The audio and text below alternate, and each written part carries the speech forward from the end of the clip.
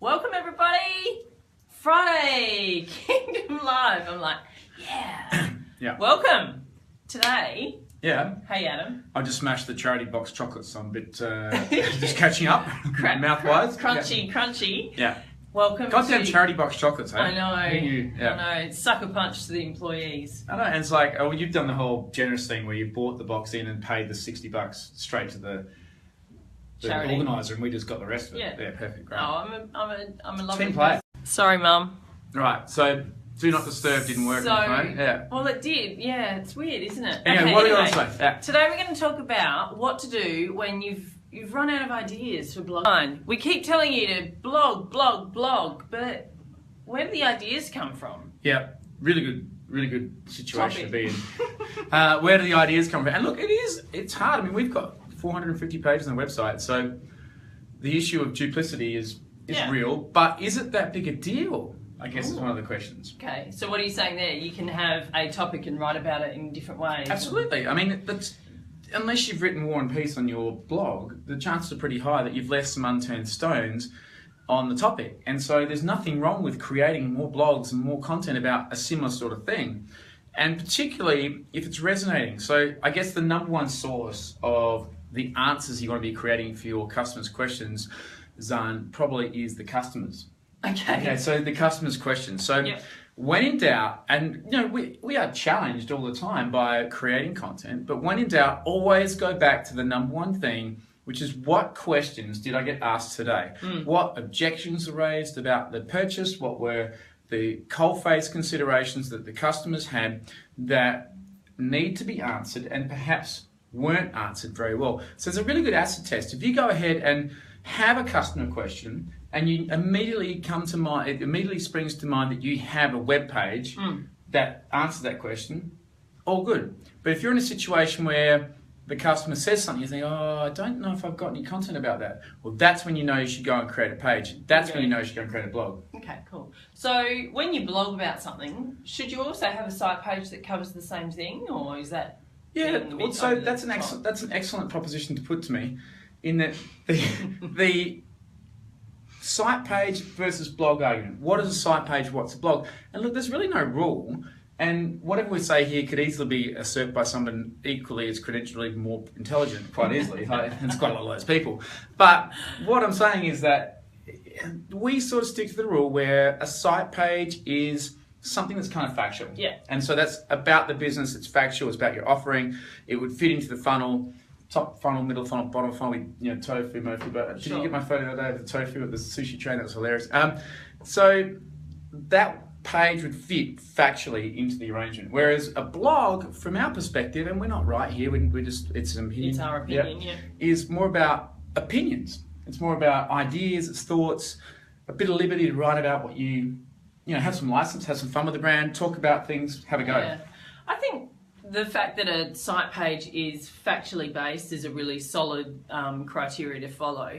And then a blog, I think, is a little bit more about storytelling and taking someone to a place. Exactly. When you consider most website fact pages don't have author attribution. Yeah. Okay. Every blog pretty much does have author attribution. Yeah. So I think that's a huge difference. If you are the author, you can put your name to it. That's your opinion. That's cool. Whereas a factual website page is very much about that's the position of the organisation. Really good point. Okay, cool. So customer questions, collate them over the week, think about them. If you're starting to get the same thing over and over and again, then you should start to put some content behind the question. And where does that sit in your menu? Do you just whack it under the blog, or do you, like as a site page, is it a frequently asked question? I know we spend a lot of time debating the answers pages with clients. What's your... Oh, look, if I could just say this, son, you're on fire today. These questions are outstanding. The whole menu setup selection thing is really relevant in that most of the time you've got a number of different ways that people are coming to your website, and navigation isn't actually one of them. Navigation occurs when they get to your website, so you've got to create a website environment where the navigation is ideal for people to go and discover something they might be looking for. Yep. But a lot of your pages are going to come from organic search if you're doing the right thing from an SEO point of view. So those pages need not fit in any navigation scheme. But of course, what's most important about inbound marketing and the way we do it is to then go ahead and navigate the person down the funnel, have them at top, middle and bottom, but then a goal at the bottom of that presentation, be it blog or website page, is to then navigate them onto the next most important piece of content that makes sense. Yeah. And so there's lots of ways to do that, but ideally you want to take the buyer on their journey, and one thing would lead to the next thing. So navigation has many different ways. Obviously UX, UI people are just dealing with that for their entire life, but make sure, importantly, you're taking the person on a journey. Okay, so bringing it back to the topic, I've run out of ideas to blog about.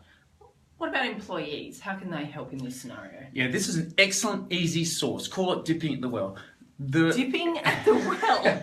The wealth of knowledge that comes from the well of the employees is substantial. Employees they've got to solve the problems on a day-by-day basis for most of the things in their business. So they have the questions which they're getting all the time. And one of the really interesting processes you can do, no matter how advanced your website is actually put a call out to employees and say, what are your questions? Yeah. What are you guys hearing? What are you being challenge with, yeah. and what are the and you know what, every single time we do this, there's at least 50 to 100, and they're all like, wow, we never knew that was part of the whole process. Yeah, excellent. Okay, so the blogging competition, which we have spoken about in our live sessions before, is a really great way of tapping into that, isn't it? Yeah, and this is a free swing. Go ahead and start a competition with your employees and get them to blog about something they're passionate about, and then make a competition out of it. Now, one of the cool things we do, because we are HubSpot partners and because our customers have HubSpot, is we can actually go and publish that. We do the social media for them, we pump it out there for them, and then we just go based on the public popularity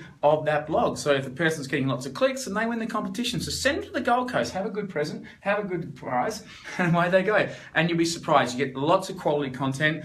And if you get great content that's on the same theme, of course, the great benefits are is you can go ahead and create an ebook and actually a premium gated content piece, which then gives the benefit to your business of being able to exchange that for email. Excellent. I'm just going to pick up on a point that you made there. Look at what's working already. Yeah. So take a look at your social media posts that you've pushed out with a specific blog, and if something's sort of had some engagement, then look at different ways of making that that content into something else. And it might be a shorter blog with an infographic, or you can take that content and make it into an ebook or a checklist, or there are lots and lots of different ways of making a blog per se. A blog doesn't have to be a big slab of words. I think people get stuck on... Infographics are great. Yeah, they really are. And then a really, really good piece of content to push out to your social channels. Yeah, and look, I think what's really important about that, once again, really good topics you're talking about today. It's fantastic. I brought my Friday A game. Friday the 13th and the 12th. Very impressive.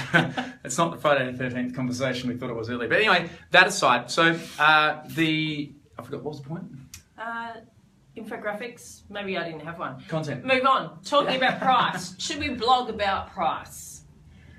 That's the go-to in the situation you don't have anything to say. So if you've gone through that, oh my God, I had some questions, I can't think of them. My employees are giving me nothing, they've all buggered off for the Friday afternoon. Literally have nothing. Then go price. Talk about price. It's the most asked question on every website around the world. It allows consumers to gather an opportunity cost understanding about your business. So when in doubt, talk about price. You cannot get enough blogs, enough web pages about how much do you charge. This is the most important question. How much do you charge? Make sure you're reiterating that. Make sure you've got that in the greatest number you possibly can. So if you've got nothing, go price and go price again, and talk about why you're valuable, why you add value to the process. Okay. Price is key. Excellent. And if you don't have it on your website, be ashamed. It's the number one thing people want to know about. Wow. Dipping in the well and shame. That's what today's session has been about. Interesting. All right, well, some pretty cool takeaways there for when I've run out of things to blog about. What do I do? Go to your employees, talk about price, reiterate the questions that have already been asked of you that week on sales calls. Look at what's working already and try and spin it in a different way. Hopefully we've given you some tips and tricks. Being a Friday, it's app of the day. What have you got? App of the day, Google Trends. Okay, so if you've gone through that well and gone through the price and all the things, and you're still struggling, then just pony up on Google Trends. Google Trends is a website. I think it's Google Trends will come up. I think it's Google Trends or Trends.Google, one of those things. Just Google it. Yeah, Google it. Google Trends. But Google Trends shows you by country the popularity of what's actually trending, and it gives you rankings of that. And so particularly good to skim through that and see if there's something related to your industry or something you could relate. Now, we are living in the week of the Olympic Games diving pool going green. Fabulous, fabulous moment. How many pool cleaners out there took that article and reworked it saying, we keep your pool sparkling blue? So that's a good example of what was trending. Olympic pool, a shocking colour of green.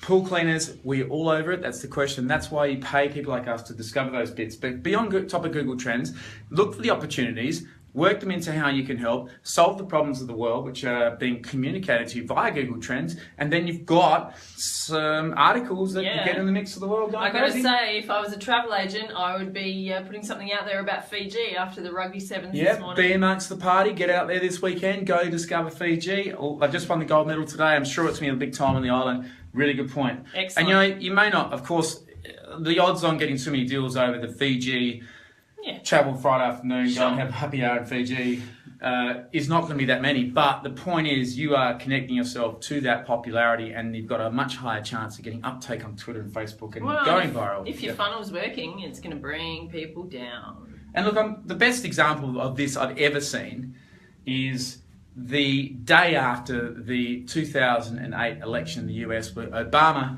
won, and of course Dove had that all-time classic ad, Obama beat Bush, and Dove came up with the Vanishing Cream ad saying no more Bush.